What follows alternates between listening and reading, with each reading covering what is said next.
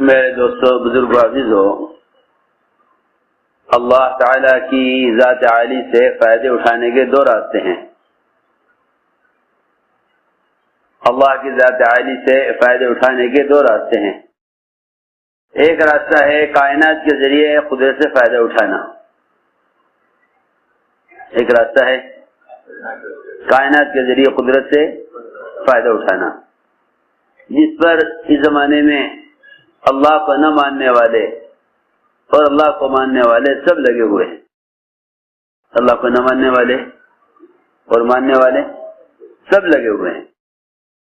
جو اللہ کو مانتے ہیں وہ بھی، جو اللہ کو نہیں مانتے وہ بھی، اجتماعی طور پر سب کے سب اس رخ پر چل رہے ہیں کہ وہ کائنات کے ذریعے اللہ کی قدرت سے فائدہ اٹھانا چاہتے ہیں، محنت کرتے ہیں شکلوں پر، پھر اللہ سے امید لگاتے ہیں۔ محنت کرتے ہیں شکلوں پر، اللہ سے پھر امید لگاتے ہیں۔ حدیث میں فرمایا کہ جو شخص اپنے نفس کی خواہش کے پیچھے چل رہا ہے اور اللہ تعالیٰ سے لمبی لمبی امیدیں کر رہا ہے، حدیث میں اس کو عاجز کہا ہے۔ عاجز کو کہتے ہیں جو کچھ نہ کر سکے، ہر اعتبار سے اپنی تمام ضروریات میں کے پورا کرنے میں ناکارہ اور عاجز ہو، وہ ہے وہ شخص جو دنیا کی شکلوں اور دنیا کی چیزوں کو سامنے رکھ کر چل رہا ہے اور اللہ تعالیٰ سے لمبی لمبی امیدیں کر رہا ہے۔ حدیث میں یہ فرمایا عقل مند وہ ہے جو آخرت کو سامنے رکھ کر چلے اور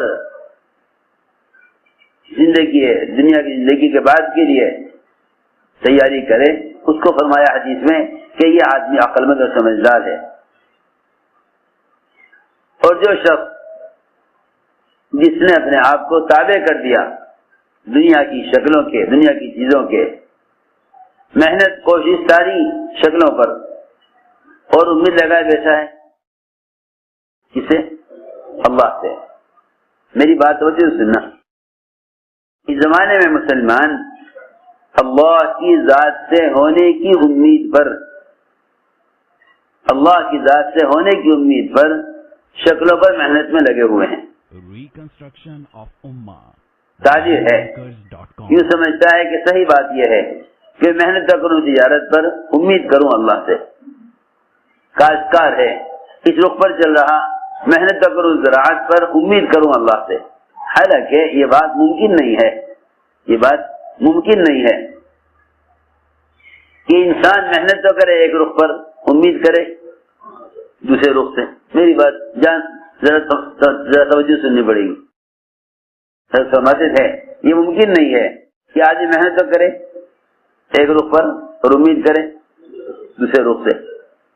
ایک آدمی ملازمت کرتا ہے تو وہ زمین سے غلے کی امید نہیں کر سکتا، خیال بھی نہیں آئے گا اس کو۔ ایک آدمی محنت تو کرے تجارت پر اور امید رکھے جو ہے تنخواہ کی، یہ ممکن ہی نہیں ہے، کیونکہ تنخواہ ملے گی ملازمت میں، غلہ ملے گا زراعت میں، نفع ملے گا تجارت میں۔ یہ کیسے ممکن ہے کہ انسان ایک رخ پر محنت کرے اور امید کرے دوسرے رخ سے؟ اس بات کو ذہن میں رکھ کر پھر یوں سوچو کہ یہ کیسے ممکن ہے کہ ایک آدمی محنت تو کرے اسباب پر اور امید کرے اللہ سے۔ ضماد جو ازد شنوع کے ایک مشرک تھے، آئے مکہ مکرمہ، سنا لوگوں سے کہ محمد صلی اللہ علیہ وسلم بتوں کا انکار کرتے ہیں اور بتوں کی عبادت کرنے والوں کو گمراہ کہتے ہیں۔ ضماد کہتے ہیں کہ میرے جی میں بات بیٹھ گئی کہ یقیناً اس آدمی کے اوپر کوئی اوپرا اثر یا کوئی سحر یا کوئی جناتی اثر ہے، وہی ایسی بات کر سکتا ہے، وہی ایسی بات کر سکتا ہے۔ تو میرا دل چاہا میرا دل چاہا کہ میں اس کا علاج کروں. اللہ اکبر. حضور اکرم صلی اللہ علیہ وسلم کی تلاش میں نکلے, آپ سے ملاقات ہوئی. دماغ نے کہا کہ اے محمد صلی اللہ علیہ وسلم, میں نے سنا ہے کہ آپ بتوں کا انکار کرتے ہیں اور ان کی پوجا کرنے والوں کو گمراہ کہتے ہیں. آپ نے کہا کہ ہاں میں اس کی دعوت دیتا ہوں. دماغ نے یہ کہا کہ آپ گھبرائیں مت, میں آپ کا علاج کروں گا, آپ ٹھیک ہو جائیں گے. آپ کا علاج کروں گا, آپ ٹھیک ہو جائیں گے, آپ گھبرائیں مت, میں آپ کا علاج کروں گا. حضور اکرم صلی اللہ علیہ وسلم نے دماغ کی ساری بات سن کر کچھ نہیں کیا, ان کو آپ نے قرآن پڑھ کر سنایا.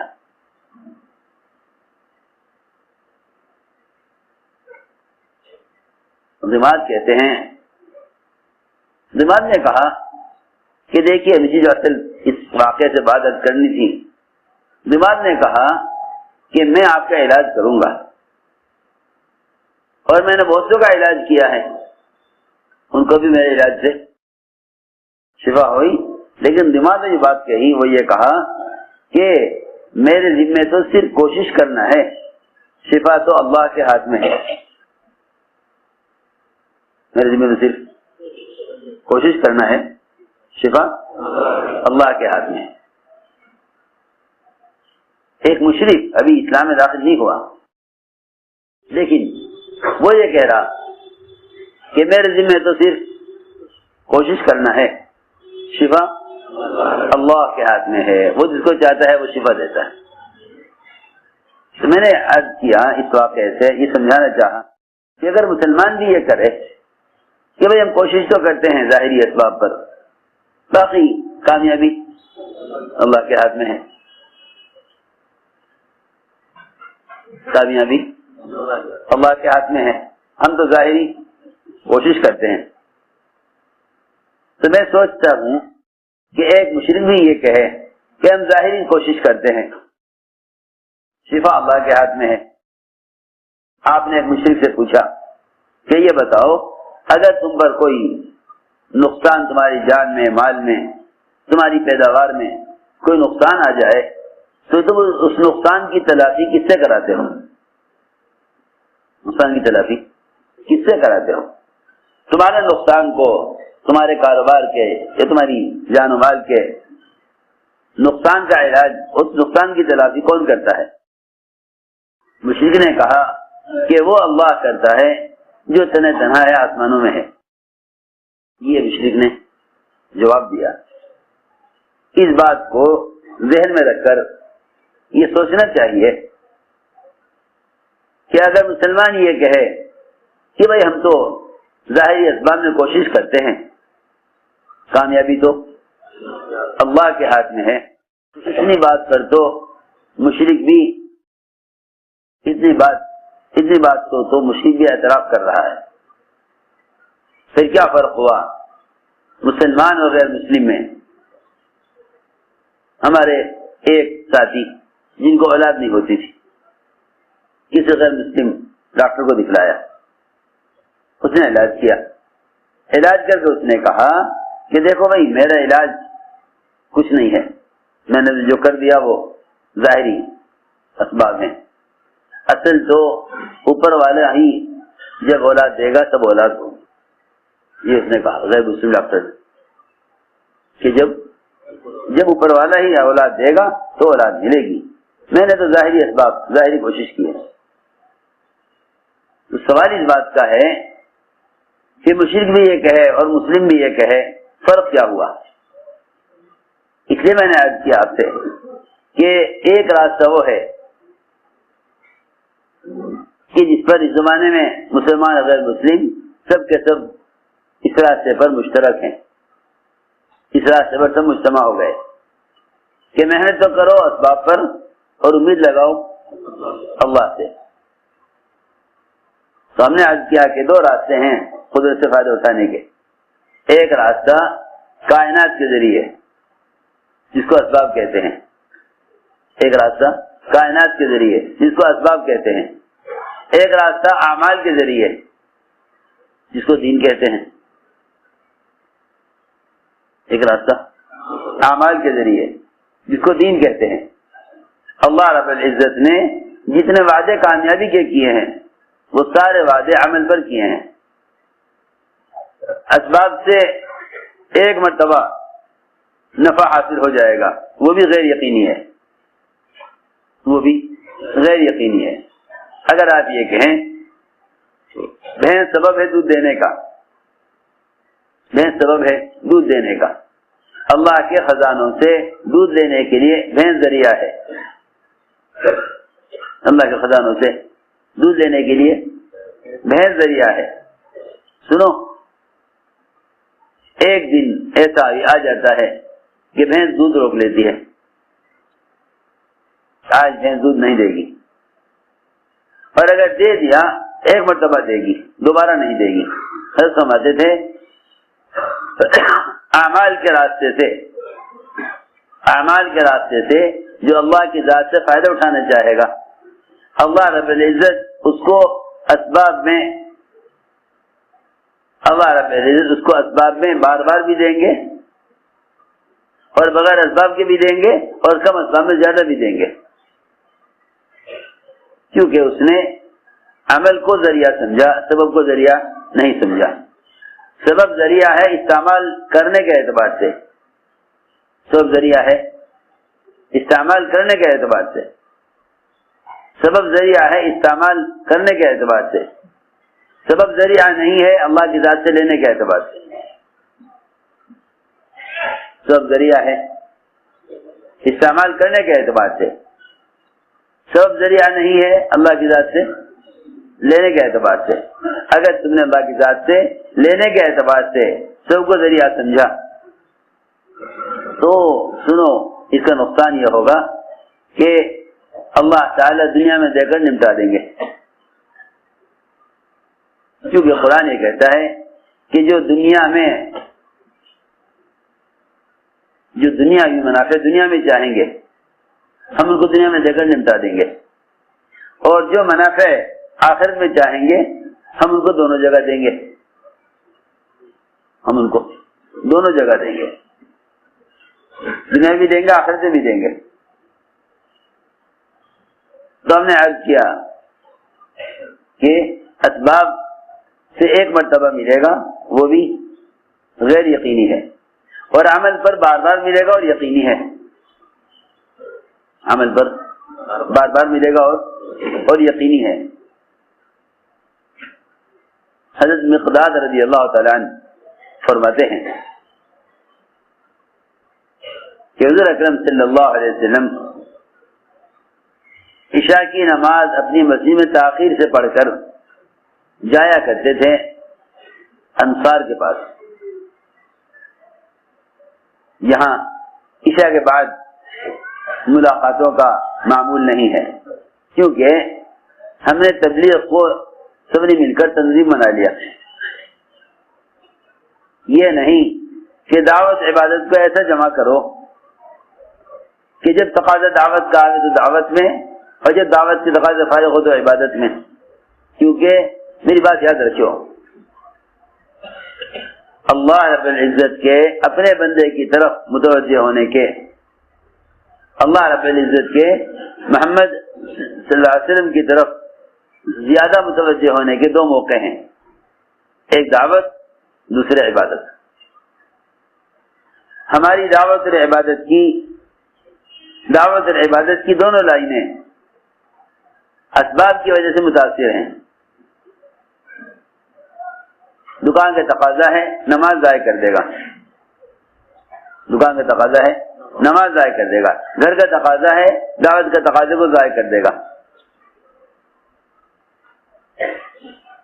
حالانکہ اللہ رب العزت کے اپنے بندے کی طرف متوجہ ہونے کا سب سے زیادہ بہتر موقع وہ دعوت اور عبادت ہے۔ الذی یراک حین تقوم، الذی یراک حین تقوم وتقلبک فی الساجدین، الذی یراک حین تقوم، یہ تو اللہ تعالیٰ ہر آن، ہر گھڑی، ہر لمحہ، ہر ایک کو دیکھ رہے ہیں، لیکن توجہ ہے خاص اللہ کی طرف سے بندے کی طرف جب ہوتی ہے، جب یہ دعوت دے رہا ہوتا ہے۔ ساجدین میں آپ کا تقلب، اس کو تو مؤخر کیا اور دعوت کو مقدم کیا، دعوت کو مقدم کیا۔ کیوں؟ اس لیے کہ جتنی بھی عبادات ہیں ان میں دعوت سے ہی کمال پیدا ہوگا، ان میں دعوت سے ہی کمال پیدا ہوگا، جتنے بھی عبادات ہیں ان میں دعوت سے ہی کمال پیدا ہوگا۔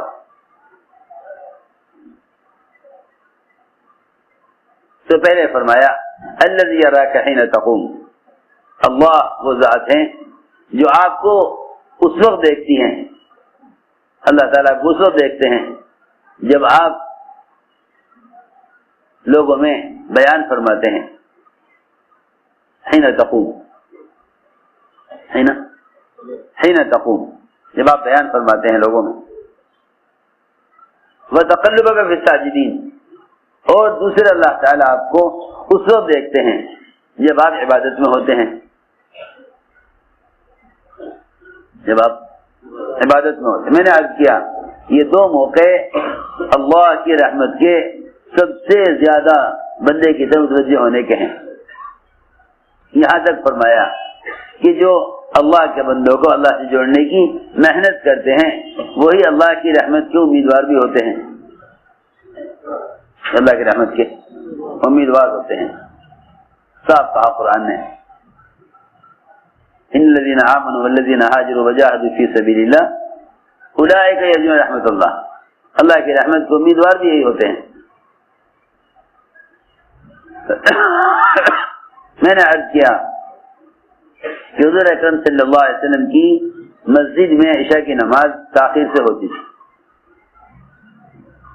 عشاء کی نماز تاخیر سے ہوتی تھی۔ عشاء کی نماز کی تاخیر کے فضائل بتلائے، عشاء کی نماز کی تاخیر کے فضائل بتلائے۔ اتنی مؤخر ہوتی نماز کہ نماز کے لیے آنے والا مجمع مسجد میں لیٹ کر سو جایا کرتا تھا، تہائی رات تک نماز عشاء کی مؤخر ہوتی۔ جب آپ سارے دعوت کے تقاضوں سے جماعتوں کو ترتیب دے کر فارغ ہو جاتے پھر عشاء کی نماز ہوتی، پھر عشاء کی نماز ہوتی۔ اس تاخیر سے عشاء کی نماز کے بعد پھر آپ کا معمول تھا کہ آپ عشاء کی نماز تاخیر سے پڑھنے کے بعد انصار کے محلوں میں جاتے تھے، کیونکہ انصار کاشتکار، عام طور سے کاشتکار تھے، یہ مدینے سے باہر دن بھر زمینوں پر کام کرتے تھے، رات کو دیر سے آتے تھے، رات کو دیر سے آتے۔ یہ ترتیب نہیں تھی کہ مسجد جماعت مشورہ کر کے اپنا کوئی ایک وقت طے کر لے گشت کا، جو مل گیا مل گیا، جو نہ ملا نہ ملا۔ اسلام تنظیموں سے قائم نہیں ہوگا، اسلام تنظیموں سے قائم نہیں ہوگا، اس لیے کہ تنظیمیں چلتی ہیں حالات اور ماحول کے اعتبار سے، دعوت چلتی ہے مجاہدے اور قربانی کے اعتبار سے۔ اگر تم کام کو منظم کر لو گے تو تمہاری فکریں اور تمہارے محنت ان تک محدود ہو جائے گی جن میں طلب ہے۔ حضور اکرم صلی اللہ علیہ وسلم عشاء کی نماز تاخیر سے پڑھنے کے بعد انصار کے محلے میں جاتے اور دیر تک آپ کھڑے کھڑے انصار کو ہجرت سے پہلے کے واقعات، ہجرت سے پہلے کی تکالیف، ہجرت سے پہلے کی کفار کی طرف سے آنے والی اذیتوں کے واقعات سناتے تھے۔ آپ وہاں سے دیر سے آتے اور انصار آپ کا اکرام کرتے، انصار آپ کا اکرام کرتے۔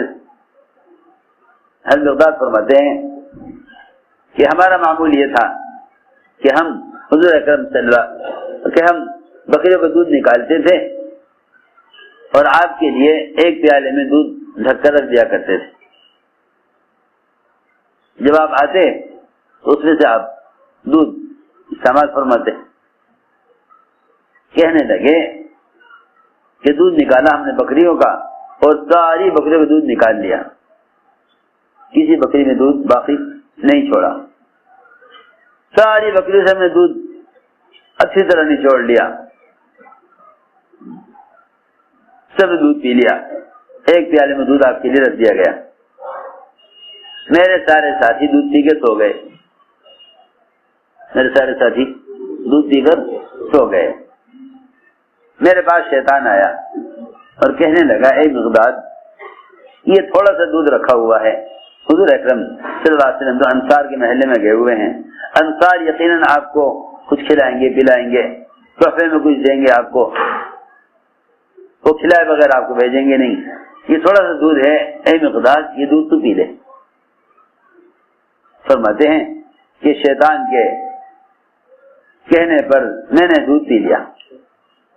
جب پی لیا تو شیطان نے پھر آ کر مجھے ملامت کی, اور شیطان نے یہ کہا کہ تو نے دودھ پی لیا ہے, اب حضور اکرم صلی اللہ علیہ وسلم تشریف لائیں گے اور دیکھیں گے پیالہ دودھ سے خالی ہے, وہ تیرے لیے بددعا کریں گے, تو ہلاک ہو جائے گا.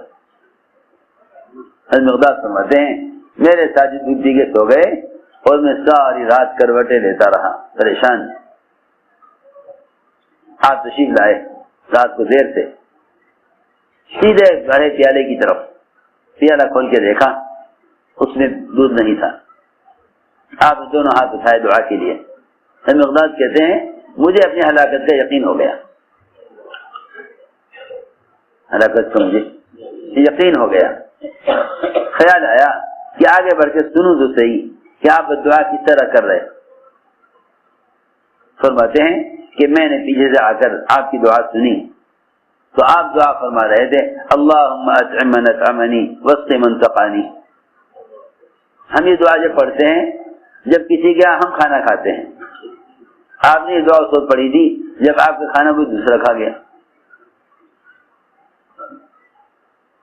اس کے لیے دعا دی اللہم اطعم من اطعمنی واسق من سقانی. مقداد کہتے ہیں یہ دعا سن کر مجھے میری جان میں جان آئی, تسلی ہوئی. میں نے عرض کیا کہ ساری بکری کا دودھ نکال لیا گیا ہے, دودھ اب بکریوں میں نہیں ہے, آپ کے لیے کھانے کا کیا انتظام کروں. میں نے چھری اٹھائی اور میں دوڑا کہ ایک بکری ذبح کروں, آپ کے لیے گوشت بناؤں. آپ نے فرمایا کہ مقداد بکری ذبح مت کرنا. میں نے عرض کیا اس کے علاوہ کھانے کے لیے کچھ نہیں ہے, کھانے کے لیے کچھ نہیں ہے, ساری بکریوں کا دودھ نکالا جا چکا ہے. میں جو بات سمجھانا چاہتا تھا کہ جتنے بھی مادی اسباب ہیں,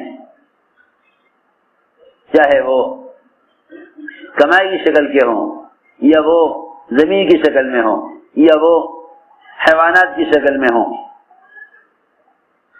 یہ اللہ کی قدرت کے مظاہر ہیں, اللہ کی قدرت نہیں ہے. اور ان کے استعمال کرنے سے قدرت کے ساتھ ہونے کا بھی کوئی وعدہ نہیں ہے.